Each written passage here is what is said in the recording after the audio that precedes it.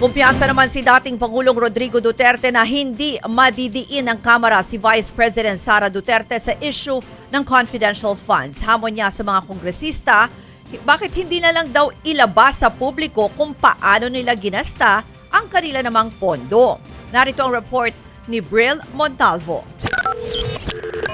Hindi raw nababahala si dating Pangulong Rodrigo Duterte sa panggigipit umano ng Administrasyong Marcos sa kanyang anak na si Vice President Sara Duterte. Bagamat nire-respeto raw niya ang kapangyarihan ng Kongreso, nakalkalin ang issue sa ginastos na confidential funds ng anak sa Department of Education at sa Office of the Vice President. Kumpiyansa raw ang dating Pangulo na hindi mabubutasan si VP Sara. I am entertained. Wala mo nangyayari sa anak ko.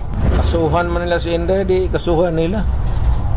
Hindi naman makulong yan. Ayon kay Digong, mas nag-aalala siya sa kaso ng Chief of Staff ng Bise na si Zulaika Lopez. Pinalawig kasi ng Kamara sa 10 araw ang contempt at detention order kay Lopez na nakakonfine pa rin sa ospital. Kung ang death threat naman ng Bise laban kina Pangulong Bongbong Marcos, First Lady Liza Araneta Marcos at Speaker Martin Romualdez ang pag-uusapan. Ipinagkibit balikat lang ito ni Duterte dahil nag-asalbata lang daw ang anak. Binata man yun. Ako, utro rin itong PSG patay nila. Siyempre pagka ganong init ng, sino ba naman hindi mag-init ng ulo eh. Ayon kay Duterte, halatang nakatutok sa pamilya nila ang Administrasyong Marcos. Kaya kung siya raw ang masusunod, may payo siya kay VP Sara.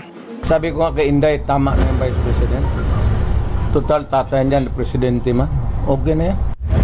Banat pa niya, total nagkakaungkata na rin lang naman. Bakit hindi daw isa publiko rin ng Kongreso kung paano rin nila ginagastos ang kanilang pondo? Hindi man direktang sinagot ang hamon ni Duterte. Pumalag pa rin ang ilang mambabatas sa mga sinabi ng dating Pangulo. Lumang tugtugin na raw ang ganitong mga banat. Kaya payo nila kay Duterte, wag nang makisawsaw at hayaan si VP Sara na magpaliwanag. This is another diversionary tactics, no? Para pagtakpan ang totoong issue. Isa lang ang masasabi natin, no? I-explain lang niya kung paano ginamit ang confidential fund. Yun na yun. Nagbabalita mula sa Frontline, Bril Montalvo, News 5.